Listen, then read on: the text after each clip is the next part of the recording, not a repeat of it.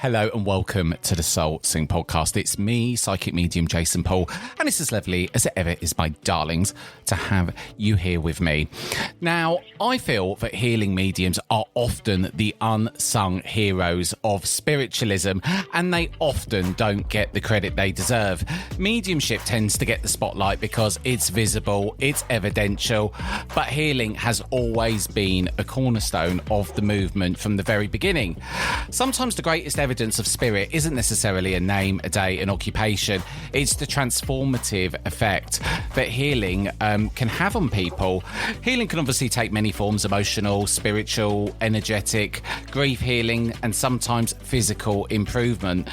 Many healing mediums work kind of really hard behind the scenes, helping people. Quite often, healing mediums work quietly behind the scenes, helping people through, honestly, some of the most difficult periods of their life.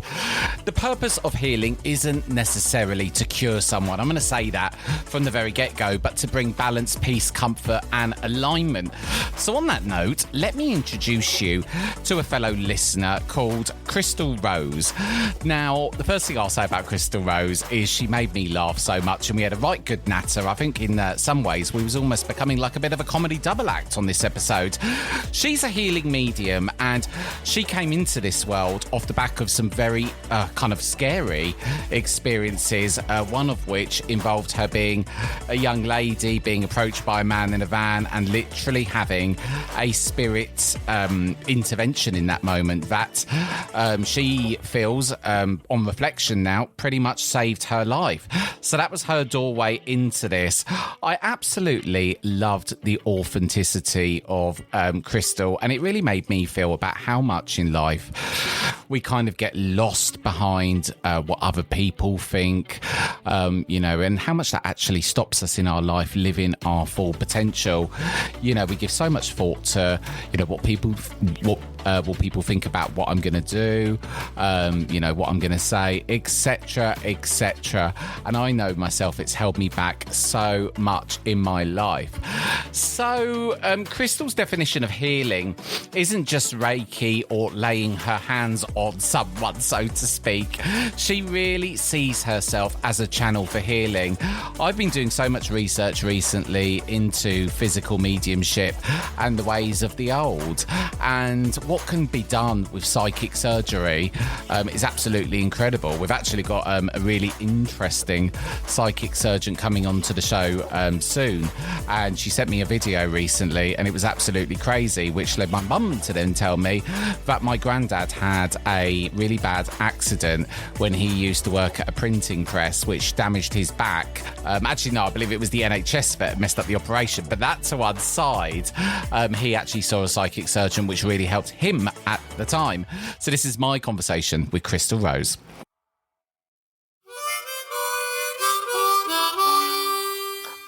Chrystal, welcome to the Soul Sync.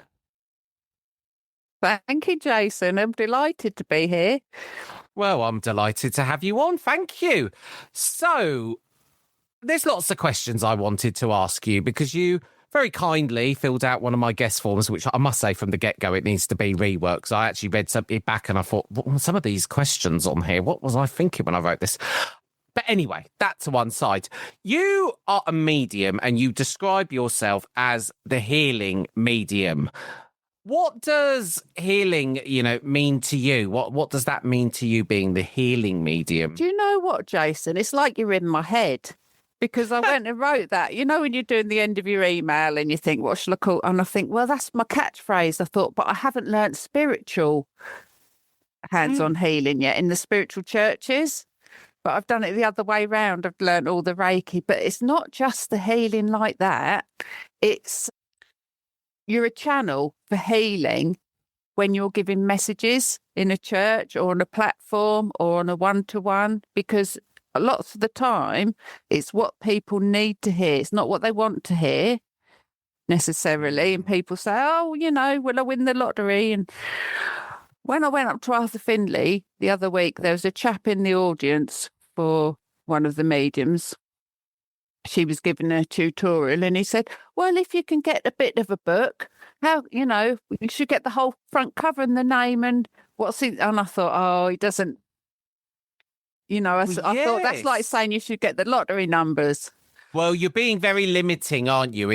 I think that the truest, best form of mediumship is when, people are just giving what they're getting and not interfering with the evidence. And when I hear people say, oh, well, you need to get the name right, you need to get the age, you need to get the occupation, you need to get where, they live. It's almost like the poor spirit. Well, you're giving them almost like a set of criterion questions they have to answer before the connection comes in. Please do. Go ahead. I've got a little story about that. I went to see Greg Smith on a one-to-one quite a long time ago.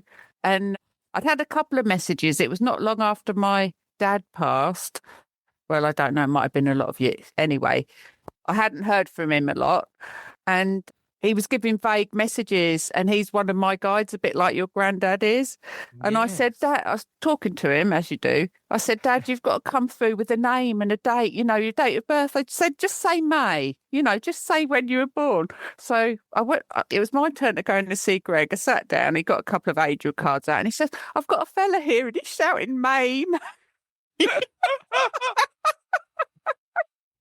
It's, do you know what though? Some of the things that, I see in my own development, and they do make me laugh. And actually, my granddad very often comes through a lot in mediumship training kind of scenarios where he will teach the medium a thing or two.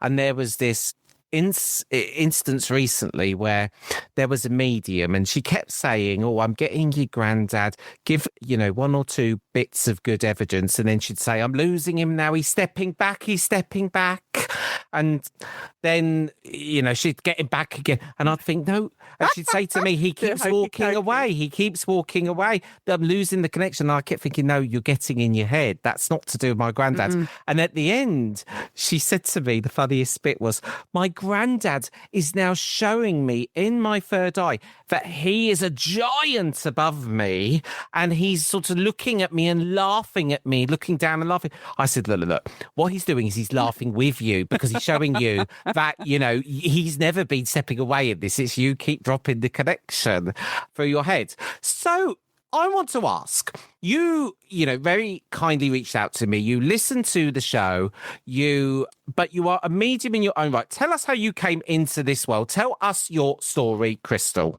I think it was about things you never say. It was about 20 years ago. Yes. And a lady came round to see about a mortgage to move us over into the house we're in now. And I had fairies up, like Mary Cicely Barker pictures in my living room. She said, oh, you like these? I said, oh, yeah, I love the Fae and all the spiritual. And she started talking about spiritual things, and we started talking about Reiki. And then she taught me Reiki, and I never got a mortgage with her. And then it just went on from there. I used to sit in circle. It wasn't until recently I bumped into her. Well, recently, a couple of years ago now, but as you get older, a couple of years is like yesterday. And she said, oh, wasn't it funny when we used to sit and do those rescue circles and none of us knew what we were doing? I was like, I was hoping you'd know what you were doing, but we had some experiences doing that. And that's how I started. I started off in the deep end and then just went from there. And then I started off with cards, like a lot of people. Back when I was about 15, I think, I bought some, kept going to the tarot in W.H. Smith, and I bought some, and how accurate they were. Then I threw them all away because they scared me. Didn't do any for years. They scared me with their accuracy. Well, they are accurate. And it was my granddad, actually, even though I've said a lot on this show that he was a medium, and I didn't ask him about mediumship. What I was really interested in was the tarot cards, because I was much more interested in what my career cards might say, my love cards, what's in my fortunes moving forward. But I never obviously was that concerned about asking about spirits and dead people, because I was much more interested in the tarot. So it was how I got into it. But I actually found at the beginning with the tarot, I I would get really lost in trying to understand what the card meant, the symbology. And it took me ages to even move past feeling that I could do a reading. I could do a psychic reading, no problem. Give me the tarot cards and I start getting lost in them. Did you find that? I had a book that was brilliant.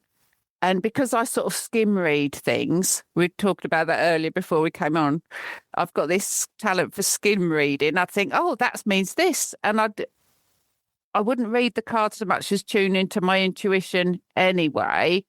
But the cards do tend to tell a story, even if you know what they mean or not, somehow or other.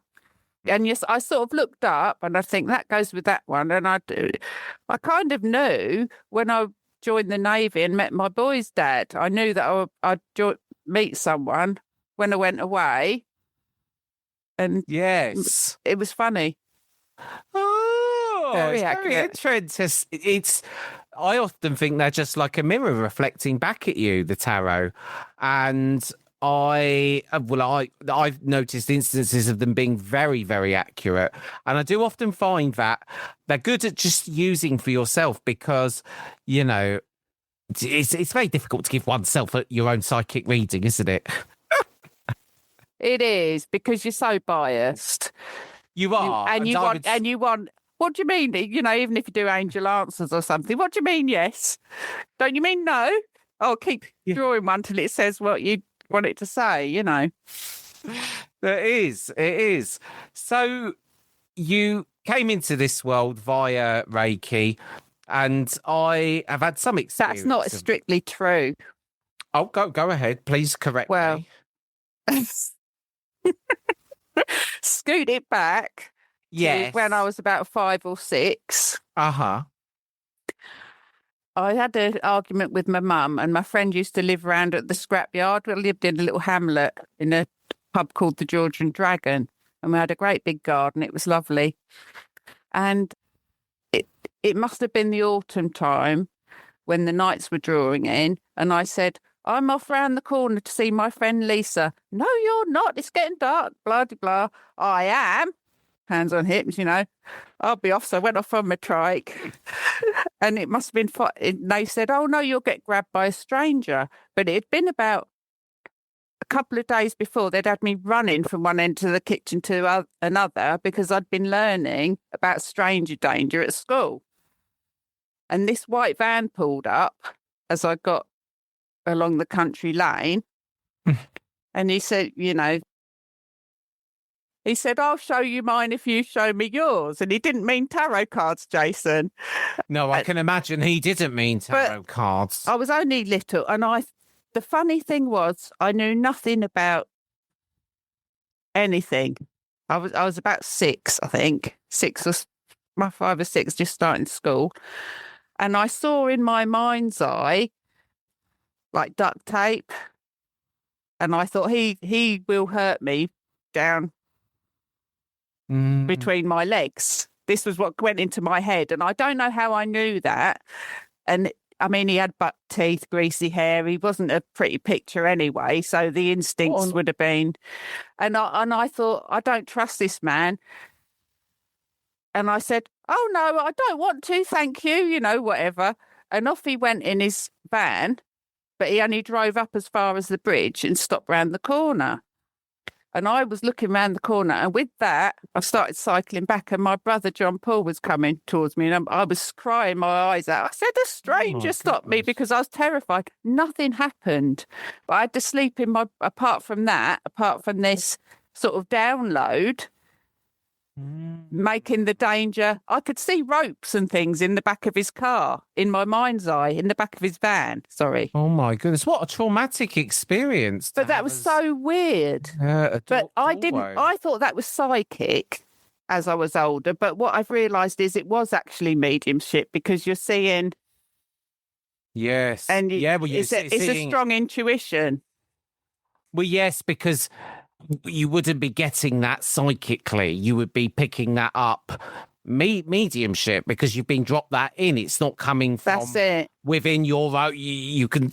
That's how you, because it was a thought that was outside of your own. It was complete. Oh yeah, Yeah, that's a good way of defining it. But that wasn't a very cheery story. And I was trying to think of how Well, no, it isn't a cheery story. And, thank you for... I did get some of his number plate, though, and he did get locked up, actually, on the back of that, because they come to Fordham School. And because I'd been doing the stranger danger thing, I described him really well, and he'd been stopping lots of other girls, and I don't know if he'd hurt anyone else but I slept in my brother's room for a couple of days after that with my two brothers, and I was petrified. Yet nothing happened.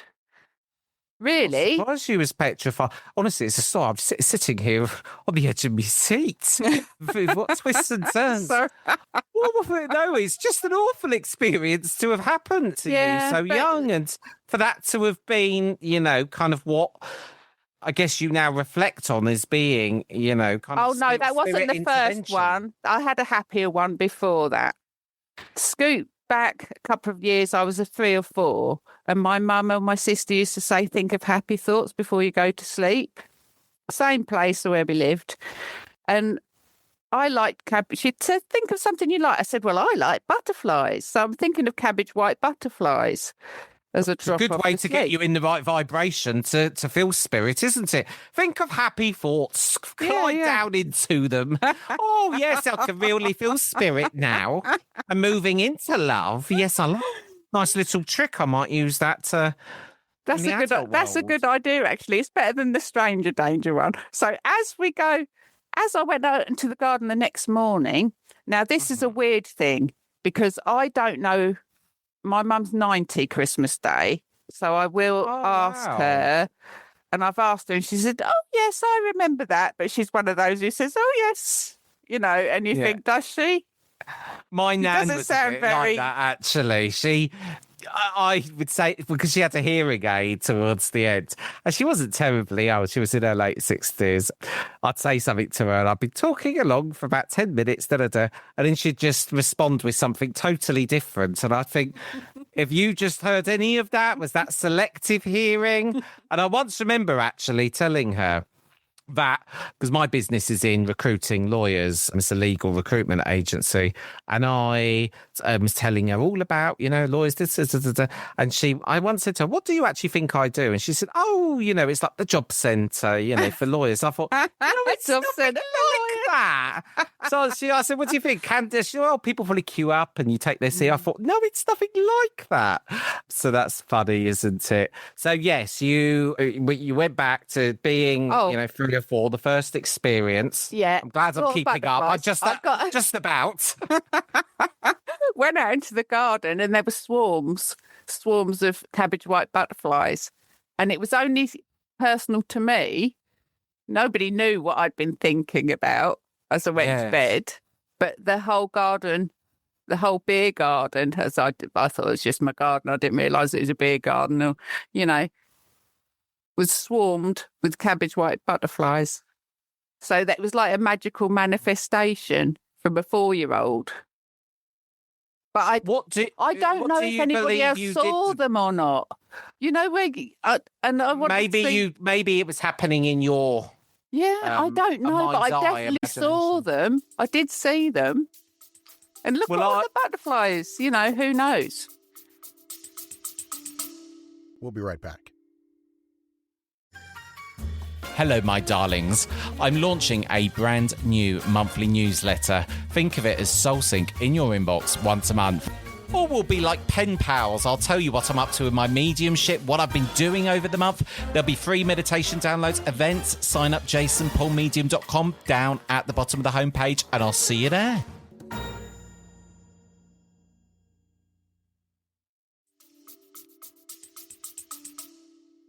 Well, I guess you will never fully know, but I guess you know what you felt and what you believe, so. I saw them. I saw them. I'm not questioning whether you. I don't know whether my mum saw them. Oh, I see. And if she did see them, she's not that amazed. Yes. You think she'd be amazed if there were swarms of cabbage white You would think butterflies. You'd so. You'd remember think it would wouldn't be you? something that she would recall to this day. Yeah. Almost like a miraculous moment, a moment of great wonder. Like one of the... It would be. It would, if I had a swarm of white butterflies out my window, it'd be a story I'd be telling for the next 10 years, Chrystal. What can I say? What can I say? It's like having white feathers fall down everywhere, isn't it? You know. It is. See, I'm very cynical at times about signs, and I do set the benchmark quite high on a sign, but I've now become of the belief that a sign is, because you can say, oh, you know, what one person describes as an amazing sign to another person's, oh, yeah, okay, yeah. You saw what number plate? Oh, that was nice. But Oh, they're everywhere, aren't they? Number plates. But, you know, now it's about how I feel. It's about how I feel. I need to share something with you, but I can't remember what it is. But I put it. I remember That's when all I right. was We can looking. put a commercial break in now while you find it. I was looking. It says Yes. tell Jason, and it's about signs. Oh, signs. I'd written it on. Well, tell Jason about Emily Schultz episode in February. At the end, she gave a channeling about empaths being diamonds at our core. On the way home, after I put in brackets, challenging work day, flipped from your podcast to Magic Radio, and Rihanna came on, singing Shine Bright Like a Diamond. Ah, And it was just after she said, we're diamonds at our core. And then I put the radio on and I thought, you just can't make that stuff well, up. you can't it just make happens that all stuff the time, but it's You can't make that up. That's, you know, one in a bazillion million that, you know, it's how it it makes made you me laugh. feel. It just made me laugh. Well, I just laughed. It's interesting you say that, because the best signs I've ever had from the spirit world, they know humour is the way to grab my attention. And there's been a couple and I won't say, because if I say it's not even relevant because, you know, the context of it and whatever, but it really made me laugh. And I thought, do you know what? I'm looking back at my life and I, you know, up until a certain point in my life, I would think, you know, it's all just what happens is what happens. Then I'd maybe believe we had a bit of a path. Then I almost had this kind of light bulb moment in my mind where suddenly it was like an epiphany where I thought, oh my goodness, I can see the weaves of coincidences, particularly involving my granddad. You know, I'm seeing a lot of coincidences involving him. So much so that I've now obviously accepted that he's a guide. I haven't accepted him easily as a guide, unfortunately. It's been a very hard process. Of he's probably helped me and I'd go, oh. Well, the thing is, he's a different generation. He So is. that'd be a little bit difficult. I think he's a very classy generation. I think he's adding a nice level of refinement on top of my current personality traits, slowing me down, trying to bring me, push the brake pedal is what he's doing. He's Oh, a you think that calming was a bad energy thing? then. He's a grounding he often says to energy. me, well, he always comes through, you see, and he says, slow down, slow down. It's, you know, his message. My nan used to call me a bull in a china shop. I never thought that was particularly nice, Chrystal. Do you know? Do you know we're eternal Yes. beings though, and we forget, and we feel like we need to cram everything into this lifetime. And I'm 100 miles an hour, but I know as I'm getting older, I'm feeling like I need to do what I want to do Yeah. and not Do you know put it what? off. Just do whatever I want to do. I'm like, You need to do I've always whatever you worn want to purple do. anyway, so that's not anything new. Well, But, you know, I don't even think. They I say wear think. purple or whatever. Well, they do. I need to stop saying the word think. Every time I catch myself saying that word, I don't allow myself to say it at the moment. I'm on a think ban, Chrystal, you see, because I'm I trying feel. to. Well, it is because I was speaking to Nicola Farmer, a guest a few episodes ago. I like Nicola, very good medium, very lovely lady. And I said to her, I have such an issue evidence in my mediumship. It just goes straight into my mind. And then I try and place it. And I just need to get myself out of this habit. And she said to me, well, I think I listened to that one. oh, did you? I feel I remember. It's hard, isn't it? Yes. I remember listening to that one. Well, she made a very valid And point. it was very good advice. It was good advice. So she banned me from, well, I banned myself. She didn't ban me. But from the word saying, I think, and I've noticed myself, I catch myself saying it a lot. And I think, no, I don't want to think about anything. I find it quite endearing because you say think with an F and you're like unapologetically you. And I love it because do you know back in the day, newsreaders would speak my mum actually sent me to elocution lessons with a lovely lady called Mary Barbette, a family friend. And she used to have me reciting Shakespeare. I can do it. I can speak very nicely if I try. But then it becomes a bit, not so natural. Not so natural. Well, you need to be you. I believe exactly, we need to be who each of us are. And I think we spend too much time in life trying to be someone else or something that we're not, or trying to fit in, and I feel that you need to be you. There is only one you. Only one me. And only one. Well, yes, the real you. I'm making up mine. It kept coming up on Facebook, voice lessons and I did some of them on the free app. And then I went and did a church service and my friend said to me, you weren't yourself tonight, because I was going, I was trying to present, And they thought all of it.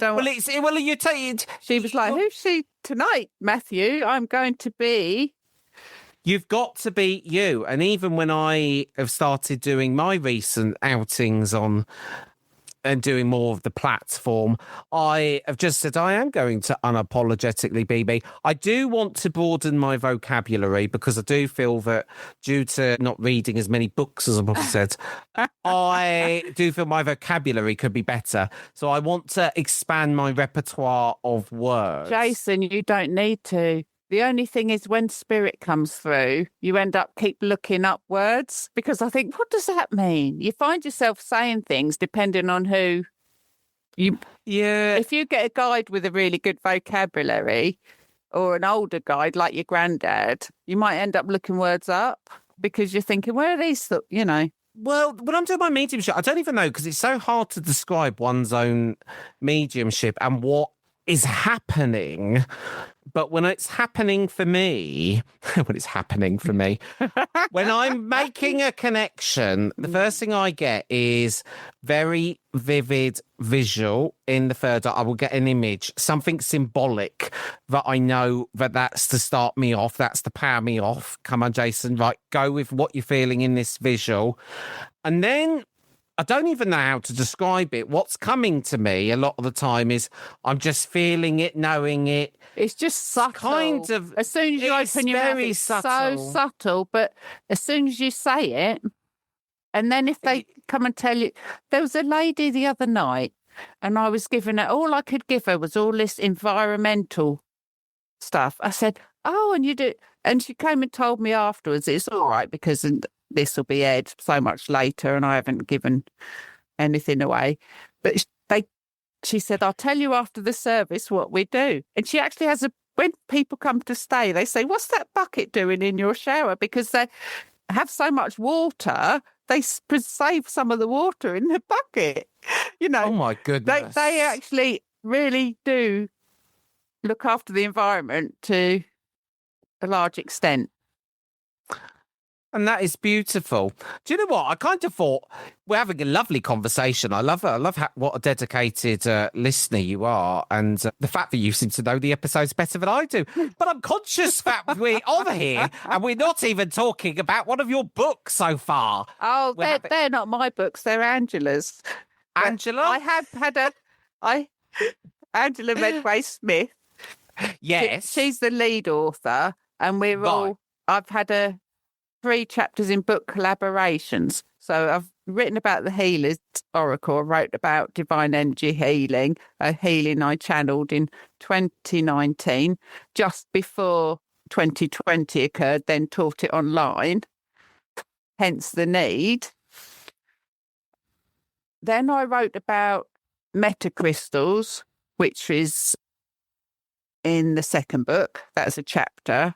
That was also in 2019. That was me upgrading my crystal healing, but Archangel Metatron's grid and cube and everything like that then came into it. And then the third chapter, Angela invited me on, and I'd only done one lesson on spirit, but I'd found, or a couple of lessons, but I'd found it to come really naturally when you have a guide helping you. Well, yeah, that makes sense, doesn't it? And I'd drawn a picture like a 3-year-old. Sorry, I'm going all different ages tonight. Apparently your soul's ageless, so we can. And, Yes. wasn't quite a matchstick face, but it's all out of proportion and like big eyelashes, That was my first one. And then by the end of it, just the end of that day, I'd drawn my mum, my brother, well, my sister, because that's the next. Oh, and you'd never been able to paint before? Without no, I wasn't painting. I was with a pencil. And then I matched them with photographs afterwards. I thought, that looks like my mum. Hang about, that looks like Miranda. Oh, that looks like David. I thought, how have I done that? And I thought I haven't. And then I went and bought loads of things, autofocus. What do they call it? When you hyper focus for about a week or two, then stop doing it again. And then I've picked up a pencil a few years later, started doing it again, hyper focused for a while, haven't done it. Then I did autographs. I do enjoy creativity though. I very much do. You emailed me a beautiful autograph. It was one of the most beautiful things I think I'd ever seen. I didn't even know how you put it together. Well, I did quite a bad, I don't know. It came to me, the drawing, and I thought that doesn't quite encapsulate what I'm trying to show here. But when I just used Canva elements and did it digitally. Well, I found myself mesmerised by it. But the thing is, when you do AI, it doesn't get it. But when you use the elements and you say, I want to put in a phoenix or whatever, or a angel wings, then you can choose them. And yeah, well, it was very beautiful. And I was stood looking at it, wondering how it made me feel. And yeah, it was very interesting. It was very, very interesting. Did you find parts of yourself in it? Yes, I did. Did you think, I'd be green? I felt that you'd definitely encapsulated, I felt the essence and the energy and the kind of strength and determination. And I felt there was something in like kind of a soul age aspect of it. It felt like it had a lot of old energy in a very positive way. It felt very refined, if I might say so. Yeah, you did have some rolling hills in there. I did have a few rolling hills. I feel like you're a bit of a country boy. Even though you're not, I feel that you'd be at home with the hills. Like I know you're not far from Wales, though. To be fair, no, but actually, you've called that very correctly because outside this window here is just rolling hills. Oh, so yeah, you've pretty much done my window. What's that? Anyone would think we were psychic, Jason, wouldn't they? Anyone would. They would. Anyone listening to this for the first time's going to a thought, who are we talking to here, these two? Absolute Fruit Loops. But that's what we love here on the Soul Sync. We embrace that crystal. Yes, we do. We wear it proudly, purple hair or not. So, so you're also a mum. I know that's been a big part of your life. And it even strikes me that the work that you do with teenagers in kind of alternative provisions, it all focuses around helping people, it feels to me. That I like to be of service. And the thing is, I get them because I was a wayward teenager. They relate to me. The boys more than the girls, I think. But then I do. It's funny because some are interested in the spiritual side, but then it frightens them because when they're sensitive themselves and they know you can see through them, and they can see, it's difficult to be seen for a teenager. It's interesting, isn't it? Because I have lots of funny thoughts, and I used to think early on in my mediumship development, if I was having an issue or whatever, could someone just read that straight in my energy? And of course you could, but it's, I can feel it. Quite often I will, even in my day job, I could just sense things in my colleague's energy. If someone's just, got something going on in their life, I can feel it instantly, vibrationally. I'm doing this more and more, and I can't remember where I picked up the advice for it. When I see strangers just walking past in the street looking a bit low, or you could just tell the way they're slumped, or send them healing. No, that's what I do. I feel that's the best thing you can do. I think I might have got it off one of your shows, actually. Might have been. Oh, you took it from me. We've been doing the same thing, going round spreading love. I love it. Well, do you know what? It's been a blast. It's honestly good to get you on to talk to you, because I think you've got such a lovely energy, and I know that everything you do very much is in service, and you bring a lot of joy to people. And for all the people you do at your spiritualist church, which you have to remind me which one it is, because I've totally it's Haven't Spiritualist Church. Haven't Spiritualist Church. Well, we commend you. We salute you. We love you. So go on then. Leave us today on a final thought for your time here on the Soul Sync. Well, my biggest thing would be to just be kind. It's so important to be kind. You never know what's going on in people's lives, and we're all just big kids.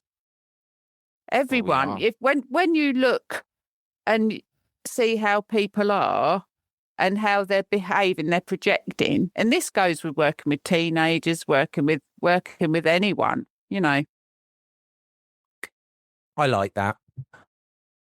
You don't know what's going on, and it's really important to be kind, to yourself, because if you're not kind to yourself, you can't extend it to others. And I agree. You've got to really stop and look at how you speak and treat yourself. Are you your own biggest cheerleader, or are you beating yourself up all the time for not doing this? And how you speak to yourself is so important. And I'm one of the worst people in the world, I'll tell you that, for giving myself a hard time. And not even that, Jason. It's your thoughts. You're saying not to think. You have to think. They will pass through, but pass them through that gateway. I just can't say the words. I just can't say it. Is it true? Is it helpful? Is it inspiring? Is it necessary? Is it kind? Think. So you have to do it with the TH, not just with an F. Well, do you know what? Necessary is a very important word as well. Necessary. Because I've even started looking at my words. I only want to say things at times that are necessary, that are meaningful, that are kind. But it's hard. It's hard for us, though, Jason, because we just like to express ourselves. We do, and I'm trying to be much more considered with, because even on myself, I sometimes record these intros and I think, slow down, man, slow down. Do you know what? I believe that you're such a kind person. You're lovely, and you're highly intuitive. I don't feel that you. I do now,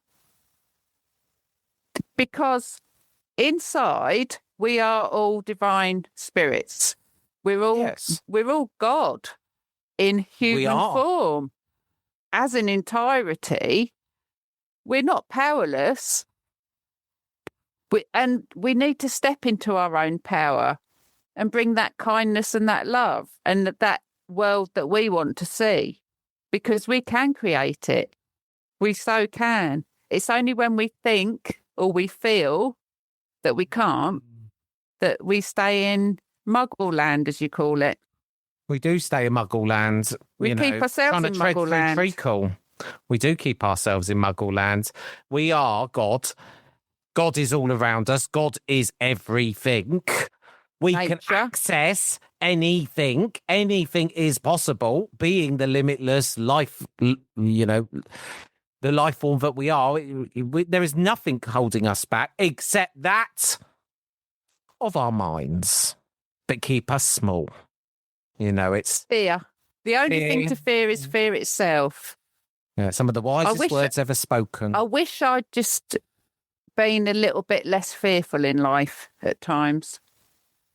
And Don't probably fear. a little bit more considered. Yeah, well, I'm known for taking a roll of the dice too quickly. That's my problem. I'm trying to, again, as my granddad says, push that brake pedal. Chrystal, it's been a delight. Thank you for coming on to the Soul Sync. Oh, I love you so much. You're wonderful, you are. Oh, thank you, my darling. Sign up to my new monthly newsletter now, where you can hear from me, what I'm doing with my mediumship, meditations, events, all things like that, over at jasonpaulmedium.com. Sign up at the very bottom of the homepage, and I'll see you every month.